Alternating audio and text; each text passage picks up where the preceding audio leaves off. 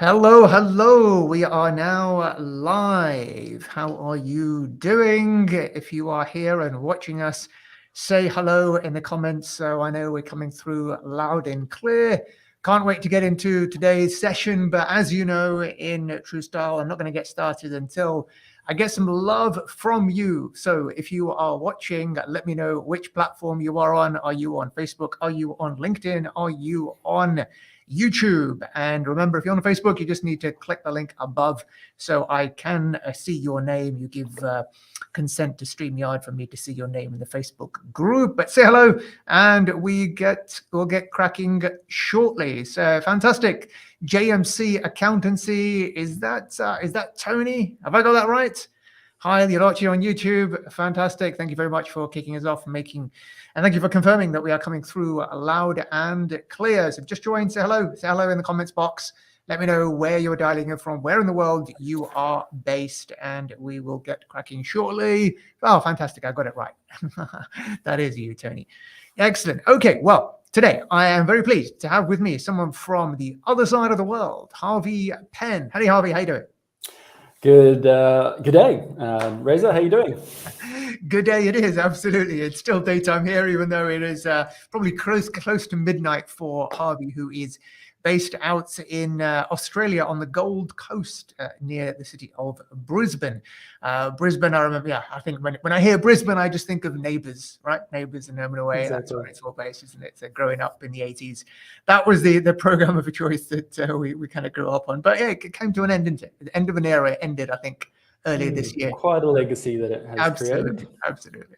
Brilliant. Okay, well, so I mean, Harvey certainly has quite an interesting and exceptional kind of bio. So I don't think I'm going to have time to read it all, and it's probably better if it comes from the horse's mouth itself. But suffice to say that, as you know, I interview exceptional and great accountants on these live sessions on this podcast, where we get to hear from what other practitioners are doing, to learn from each other, to share best practice, to share knowledge, so we can all grow and build more profitable, successful, and impactful accounting firms. And certainly that latter bit is what Harvey will be talking about, because that is something that is quite important to him. Now, I think I came across Harvey a few years ago. I remember seeing the name of Inspire, and you've probably, if you're watching this, you've probably heard of the firm Inspire, because it's often used as a case study of, a firm that is doing really well, of being, impactful, of actually doing great things for client service, actually talking about tax savings, which certainly was this heart and center of the firm when I first came across the name. But anyway, I mean, Harvey is a TEDx speaker. He's an author. He's, he founded Inspire. He's no longer involved, but we'll get into the nitty gritty of that. But anyway, I'm going to leave it to Harvey. Harvey, over to you. Give us a short bio about yourself, and we'll take it from there. Remember, if you've got any questions, keep them coming in the comments, and I'll make sure to pick them up and put them to Harvey throughout the course of this conversation. Harvey, over to you, my friend. G'day, Reza. Such a privilege to be here. Come from a short one, but it's important to set the context. Officially, my name is Harvee Pene. Like you said, I'm an accountant, an author. I've published 15 best-selling books. Had the privilege of speaking at TEDx twice. I now run a company. I founded a company called the Greater Good Publishing Company, as well as Life-Changing Accountants, and we help accountants turn their intellectual property into books and videos. To date, we've generated over 12,000 leads for the accountants that we serve, and our videos have just ticked over a crazy 4 million total minutes viewed, Reza, if you could believe. Phenomenal. Personally, I'm the 2022 Australian of the Year nominee. That's because of the work that I do as an ambassador for the UN Global Goals for Sustainable Development, and it's to support my vision to see a world without poverty by 2030.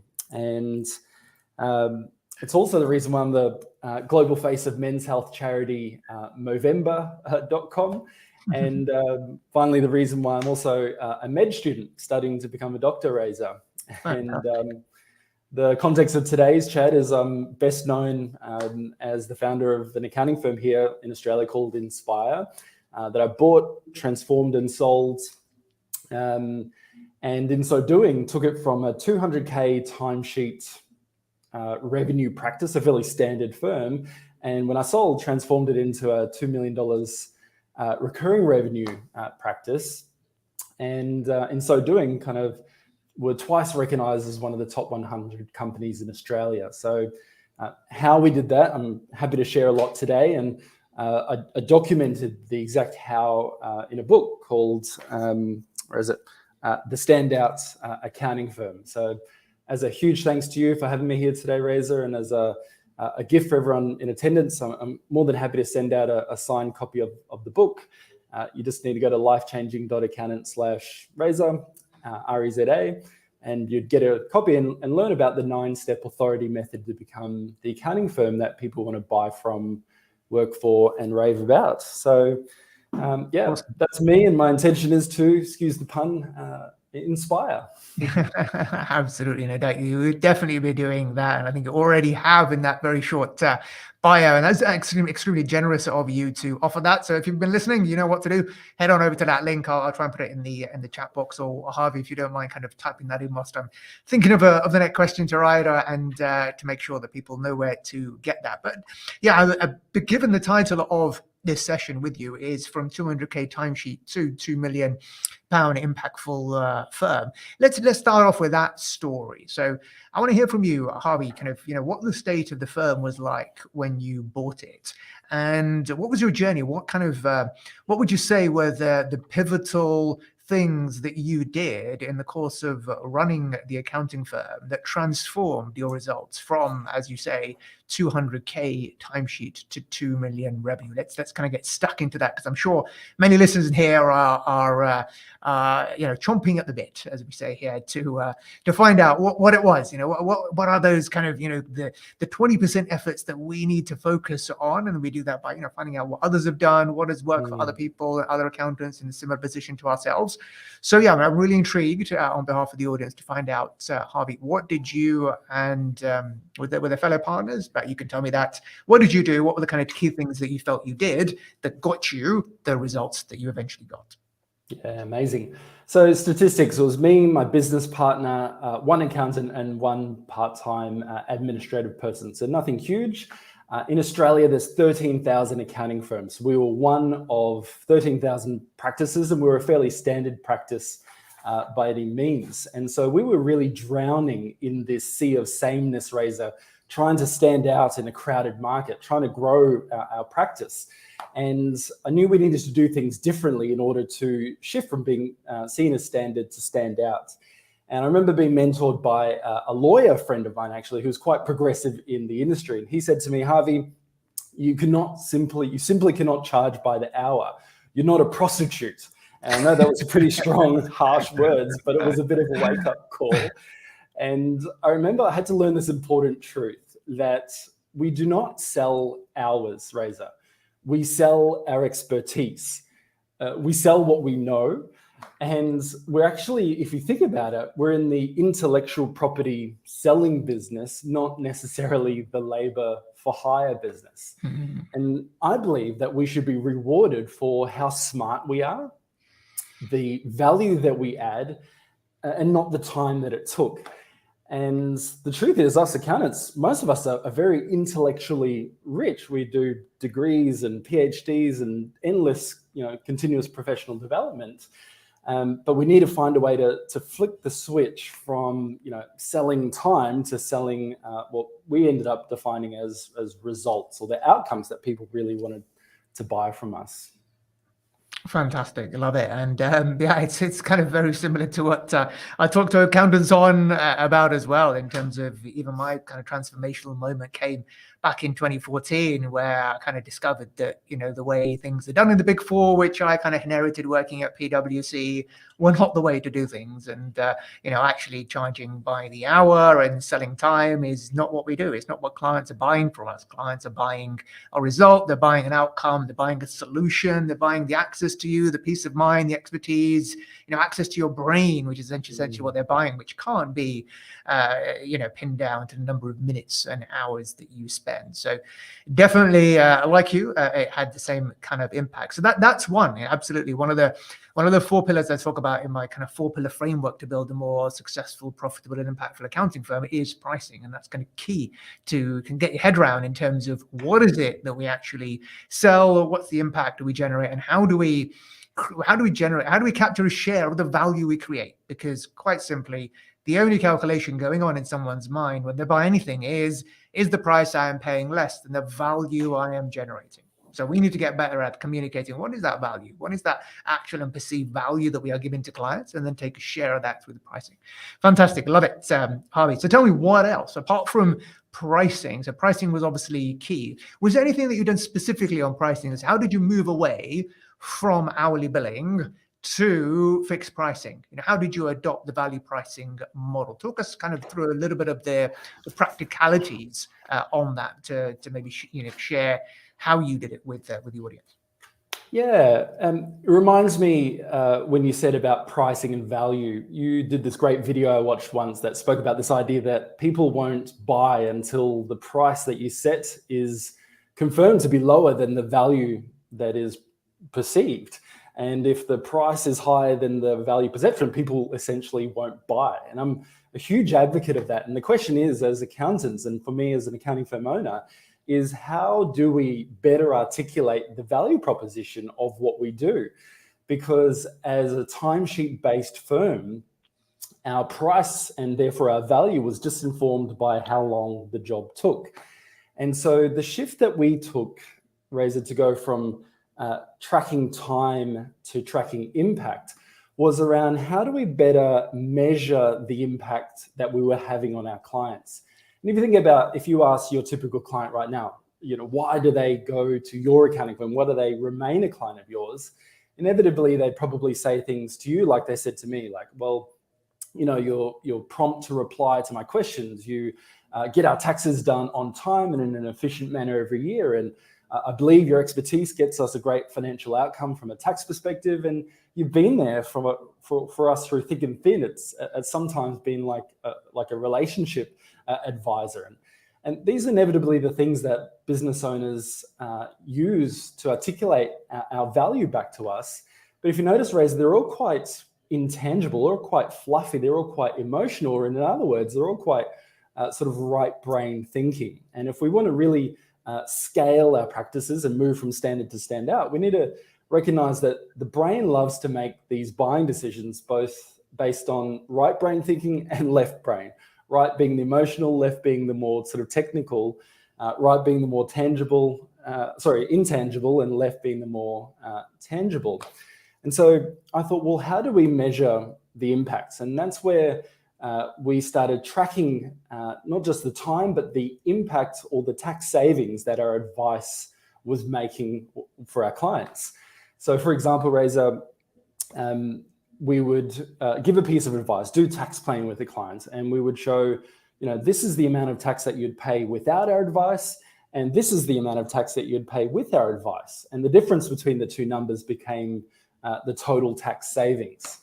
And what was incredible, Reza, is that we started giving some financial measures of success, some metrics around the value of our advice, because clients on average may have paid us $6,000 or $7,000 Australian, so call it £5,000 a year, but we could very comfortably demonstrate that we were delivering 3 times that in tax savings. And the way that we made that really tangible is through what I'm showing on screen here are impact statements, where we have the total tax savings, which in this case was $32,546.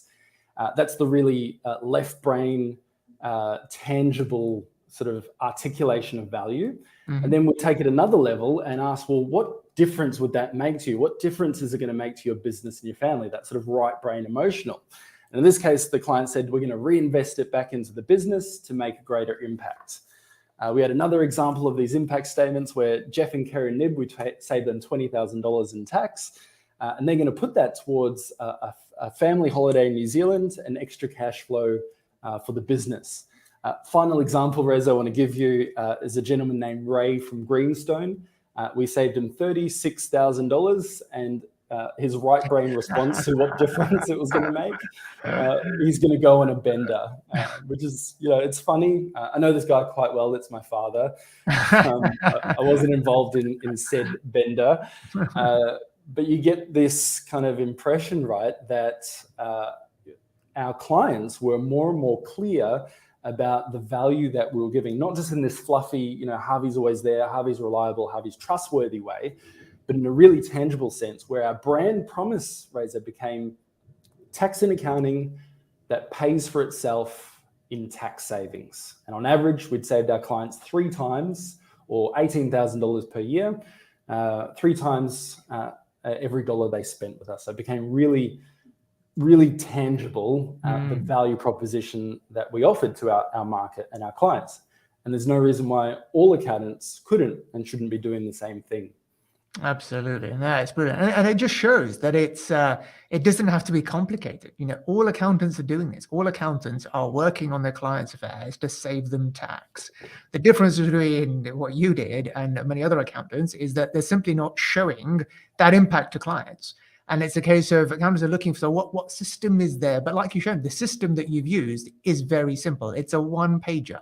The one-pager has the amount of the tax saving and the impact it's going to have in your life as a result of this tax saving. Like you say, measuring the emotional and the logical. And that's a great way then. You can then use that same collateral that I'm sure you did, I think you have done, is that on your website, on your office, you're putting these things up. So other clients, when they walk in, they're immediately seeing the impact. And for them, it's a case of, well, there's the value. I can see value straight away because others like me have got all of these kind of tax savings. So when they quote me a fee of, $6,000, $10,000, I can see I'm going to get a return on investment in what I pay because many like me have got a similar result. So Harvee, how did you implement this system, and how did you get? Because often, I find accountants they're doing this stuff, but they find it difficult to kind of just take a step back and particularly instill in their team members that we need to capture these points where, we are generating savings for clients. And, how do they capture it? Where do they put it? How did you instill that in your team? And what kind of systems did you implement to kind of extract that information? Was it at a year-end time? How did you do it in the nitty-gritty to kind of give us, like a 2-3 step approach to those that are listening to perhaps go along the same route? Totally. Well, one step before the nitty-gritty is this realization that in a crowded market, us accountants, if you really boil it down, at least here in Australia, what we do compared to the other 13,000 practices is essentially the same. We essentially do tax, we essentially improve profits, we essentially can increase wealth. But if you boil it down, we deliver the same outcome. If you think about that conceptually, think about products where there's similar offerings where they're exactly the same. I use these shoes as an example. They're my favorite pair of shoes.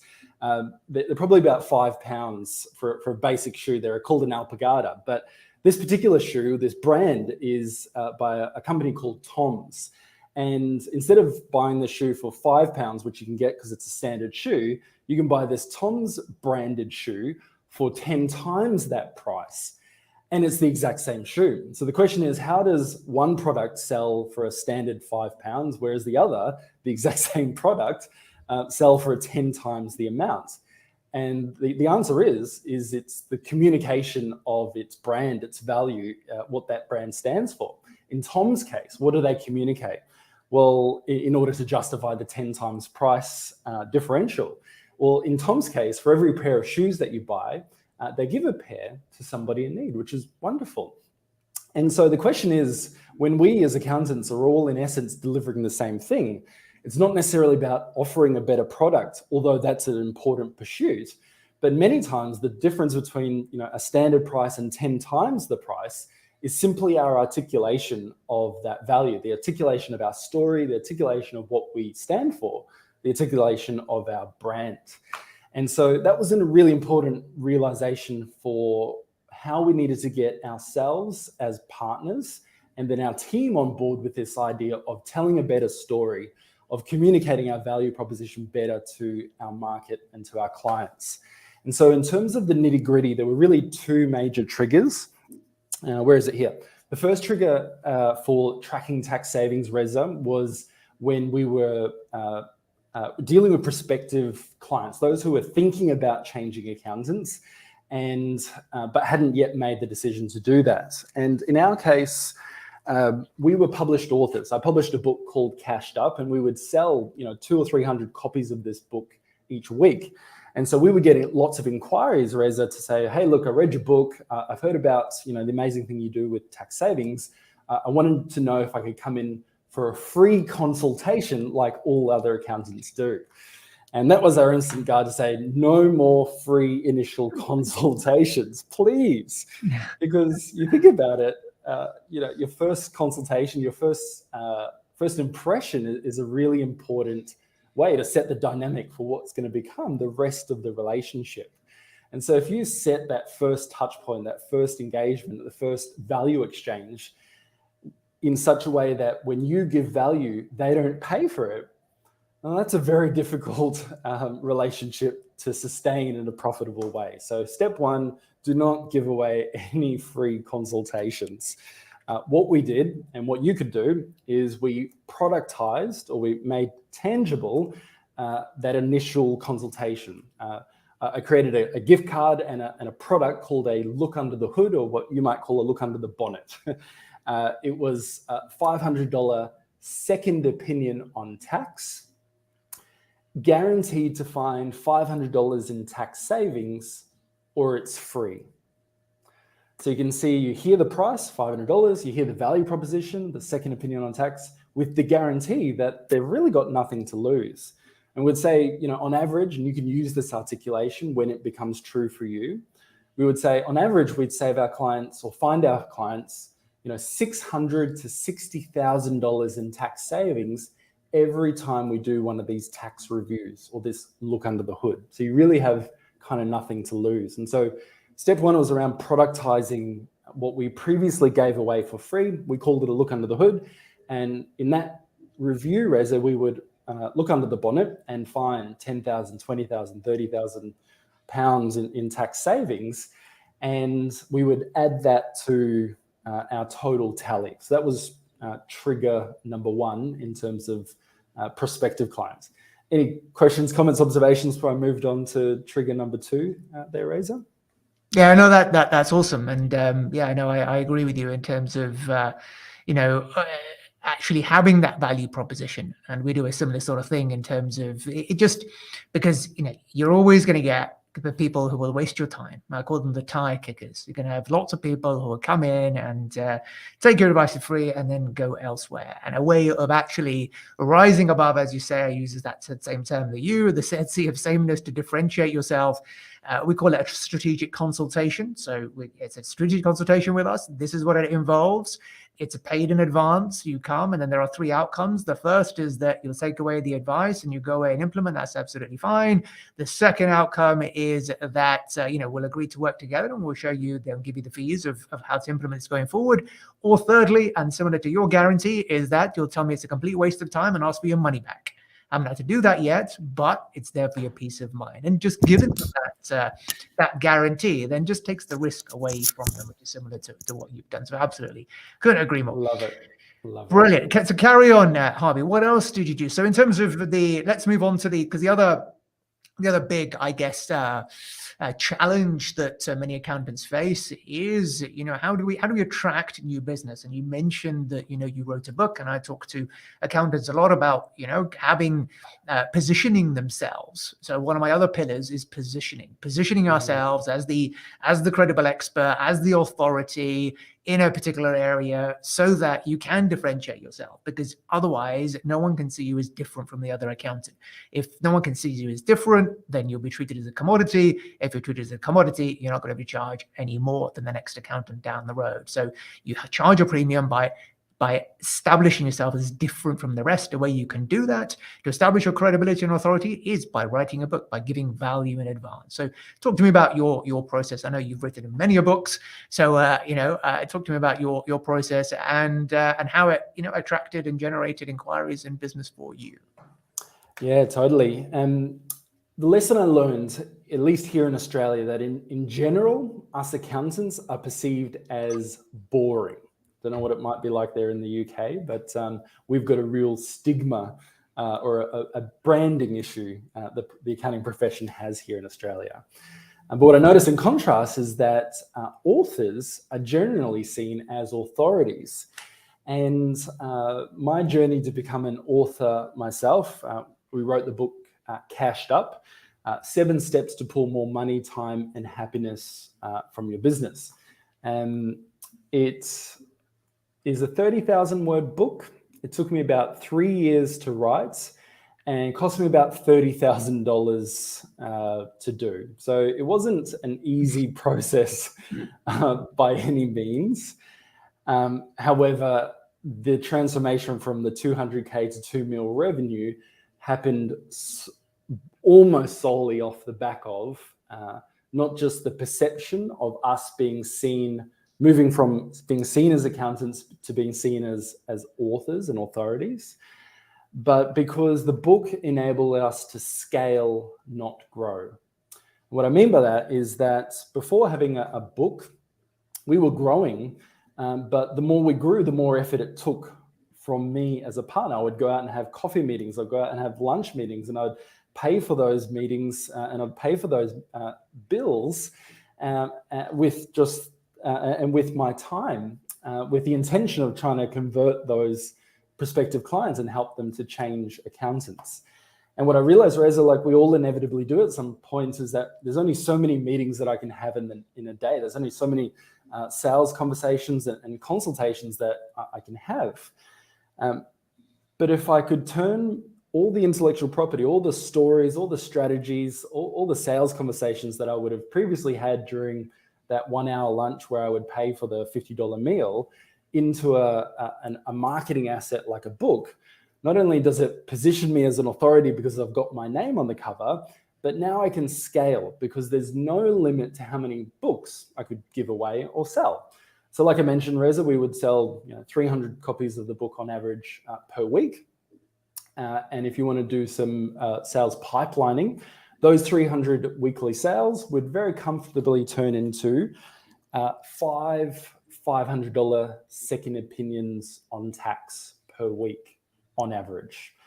So you'd make, call it, I don't know, $3,000 in book sales and another $3,000 or so in $500 second opinions on tax. And so we started building this $6,000 weekly pool of money or funds that previously came from advice that we would give away for free. And we all of a sudden had an ability to either spend it, enjoy it ourselves, or what we chose to do, reinvest it back into a self-funding marketing machine. So we would pay for ads, we would sponsor events, we would fly to different conferences where we would speak, and we'd find more leads through more potential business clients by selling or giving away copies of our books. So it's quite a virtuous cycle, the difference, not just the perception, but also the scale that comes from having an asset like a book, because I ran out of times or counting the times that business owners would come to an event or a boardroom or an initial consult of ours and say, "Oh, Harvey, I just spent 3 hours reading a book, and I followed you on social media, and I've watched all your videos, and I feel like I know you." And it has this kind of weird, surprising sense, but the truth is that they're arriving pre-sold, which is what we want, right? As busy business owners and as accounting firm owners. And what you'll read in the Standout book is there's actually a 7-hour rule. And the 7-hour rule states that for large financial decisions, people tend to make 7 hours worth of research before they're ready to buy. And so if we don't have marketing assets like books, podcasts, videos, blogs, emails, websites, events, etc., then we are the marketing asset. And so we might find ourselves spending those required 7 hours in endless meetings and endless phone calls and endless emails back and forth with these prospective clients before they're willing to buy. And so growth is tough. Whereas when we invest in turning all of this beautiful, amazing intellectual property that's hidden in our brains, which is why people want to pick our brains and put it into more tangible formats, assets that we can leverage over and over and over again. It's then and only then, at least in my experience, can we scale quite profitably. $10 to print a book, $10,000 a year clients, I'd happily give away as many as I could. Absolutely. No, I couldn't agree with you more. And so my journey was similar back in 2014 when I kind of came across this concept, and my mentor told me that you need to you need to write a book, and that's how you're going to build your credibility and authority. So I went away and I wrote a little book called 10 Tax Strategies Guaranteed to Save Business Owners Thousands. And we had it printed, and it was phenomenal. The return that we got from it was absolutely phenomenal. It really did differentiate you from that sea of sameness. I printed it out, I gave it to the bank managers and the solicitors, all of whom will have been inundated with accountants trying to promote them. But the fact that I'd given them something tangible set me apart from the rest. And suddenly, where I was getting 0 referrals from solicitors and bank managers and other intermediaries that I worked with, suddenly now the referrals started to come through. And the impact that you can have, and again, the perception of value that you have, where in a prospect meeting that you can give away a book, suddenly now everything just becomes, the perception of value becomes a lot greater when you can hand a prospect a book and they can see your name on it, and the fact that you're giving away all this value. You can then charge a lot more for what you do because you've increased that perceived value of your offering. So I wholeheartedly agree that I kind of got the bug. I read 2014 was the first one. I read a property book in 2016 with videos that came along offering this paid strategic consultation. And those assets that I wrote nearly 10 years ago are still generating a return today. So you're absolutely right when you say a digital asset will generate you a perpetual return on an investment. And that is a way where you can actually really build scalable, sustainable practice, generating inquiries on autopilot because you've put the hard work in creating those digital assets. But the big question, Harvey, we don't have time. Accountants don't have time to write books. So what is your advice? And I know you have an offering which can potentially help. So talk to us about that. If an accountant wants to get into writing a book, what should they do? How should they go about it? What should they write about? And of course, is there a shortcut? Over to you.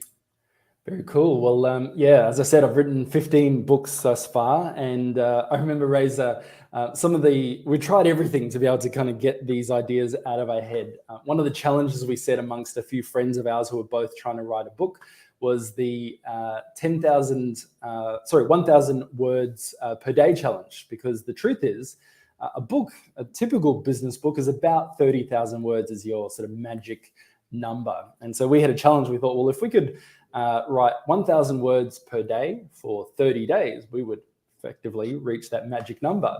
And so we set a challenge of punishment, that if we didn't write our 1,000 words per day, you'd have to do 100 burpees and prove it to the rest of the group. And so we went through this 30-day challenge. By the way, it didn't work. The book never got written. We got very fit, though. We did a lot of burpees. But there are, all that to say is that the magic number is 30. And if we think about the formula, that if an entire book is 30,000 words, and if we've ever in the past written an email that was 500 words long, a detailed advice letter to a client that might have been 500 words long, if we've ever written a blog that went on our websites that was 500 words long, or a social media post that was 500 words long, or had a conversation with a client that was a couple of minutes long that when transcribed would be 500 words, then if you divide 30,000 by 500 words, it's actually only 50 or 60 key ideas. That's all that a book is, if you really boil it down. So if you want to have a crack at DIY, I encourage you to pull out a bottle of wine first to get the creative ideas flowing. Step 2, 50 Post-it notes, and just challenge yourself to think, what are 50 key questions that I get asked a lot by my clients? Or maybe what are the top 10 tax strategies that helped my clients the most this year? And what are the profit strategies that we've helped with? And what are my philosophies on business and my philosophies on giving and the philosophies on life? And before you know it, we actually realize that we're standing on a mountain of value with the intellectual property that we have. In my case, we run a book publishing company. So our unique process is we just have the privilege of interviewing accountants. We do a series of 1-hour interviews where we ask questions about your philosophies on taxation, business, and life. And we take what you say and turn that into books and videos that you can use as a business card on steroids. So there's many ways. You can DIY, you can get help from us, or you can just continue doing things the same way you've done to date. Absolutely. So we haven't got that long. Any questions? I know there's a couple coming through, and I'll put them to Harvey. But Harvey, talk to us about what are some of the case studies, the success stories that you have of accountants that have engaged you to write a book for them. Talk us through some of that so people can see and hear some social proof to maybe nudge them along the way and show them that what's possible and then the return on investment they can get from it. Yeah, totally. Well, I'd love to talk high level and directly to what you've said. We had a friend of ours, Luke Desmond, who's in London. He had published his book, Save Tax, 101 Strategies to Save Tax Without Doing Anything Dodgy, Unethical, or Against the Law. Fortunately, due to travel restrictions, I wasn't able to be there for his book launch event, but they sold 120 copies of the book at launch. They've started rolling out their version of the Look Under the Hood or Look Under the Bonnet service offering. And if you follow him on social media, Crisp Accountancy, Luke Desmond, you'll see him following the methodology where weekly he's posting success stories of the tax savings that he's been able to save or find for his clients. Step one, they find insights through reading his book. And step two, they go through his Look Under the Bonnet process and find those tax savings. So that's the practical example of the successes we've had.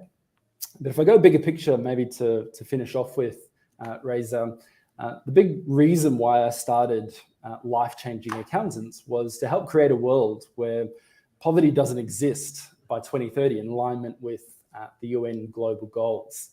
And so part of the work that we do with authors isn't just about increasing their income by having a business card on steroids, but it's about how can they use that income for a greater good. And like you say so beautifully, use that income as a way to create or generate more impact. And so all the accountants we work with have made a pledge to tip 1% of their time or their income or their profits to charity, to help end poverty, to do good in their communities. And in terms of social proof, I'm really proud to share that as of today, Reza, we've reached and given over 27 million days of access to food, water, health, and sanitation to families in need in over 16 countries. Wow. Thanks to the collective giving of the accountants, life-changing accountants globally that we've got the privilege of working with. So awesome. Yeah. Fantastic. Congratulations for that. That is absolutely amazing. Are you still linked with the B1G1 through B1G1? Is that how you kind of facilitate that? Absolutely. So b1g1.com is the most amazing platform to be able to measure the impact that we're doing. And today we've spoken about impact in two ways. One is making an impact to families on the other side of the room in form of tax savings through the impact statements.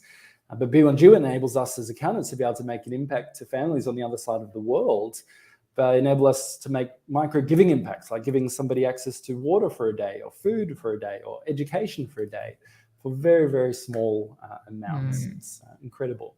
Yeah, that's a fantastic organization, and certainly helps to kind of link the humanity and in what we do. And as you say, and as others have said, people don't buy what you do, they buy why you do it. So having that kind of impact statement can certainly quite powerful to bring it on board the kind of clients that are aligned with your values, your principles, and wanting to make for a better world. Harvey, we're out of time. These conversations always go so fast.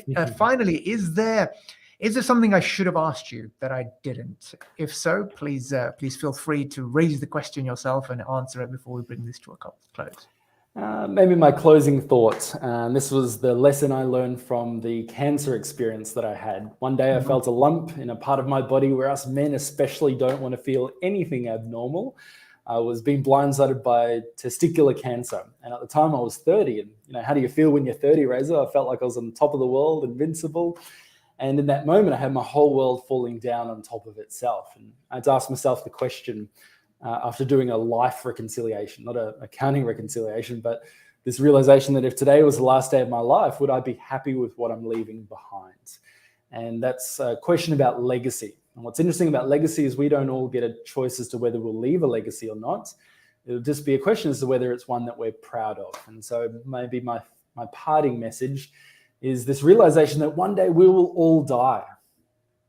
And I know that's not very inspiring to think about that mortality, but if we can use the time that we have to inspire before we expire, then not only will we run a better practice, and not only will we have more meaning as accountants, but I think we'd live a much more meaningful life. So thank you so much for having us, Razor. It's been a privilege. Amazing. Thank you so much, Harvey. It's been an absolute pleasure to host you today. Thank you so much for sharing your thoughts, your experiences, your vision and everything with us today. And we can certainly take a lot from it in terms of what we do, why we do it, and how to do it to kind of add more impact around the world. So thanks again for coming along today. I appreciate it's a very late evening for you. Thank you everyone for listening. Hope you got some value from today. And what's the best way to reach you, Harvey, if anyone wants to get in touch with you? Yeah, I think let's go to that gift, lifechanging.accountant/REZA. You can grab a copy of the Standout book as my gift, and that would give you direct access or intro to me, and we can start an inspiring conversation together from there. Awesome. Fantastic. So you know what to do if you were listening. Thanks once again for attending. Thank you, Harvey. Take care. Until the next time, I will speak to you very soon. Bye for now. Cheers, everybody.